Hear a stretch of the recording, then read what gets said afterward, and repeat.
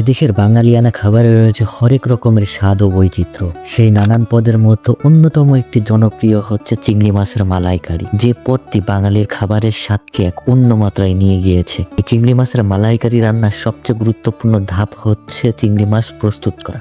প্রথমে গলদা চিংড়িগুলোকে ভালোভাবে ধুয়ে চালনিতে রেখে পানি ঝরিয়ে নিতে হবে। এরপর প্রয়োজনীয় মশলা আদা বাটা, পেঁয়াজ বাটা, রসুন বাটা, জিরা বাটা ও খাঁটি সরিষার তেল দিয়ে ভালোভাবে মিক্সড করে নিতে হবে।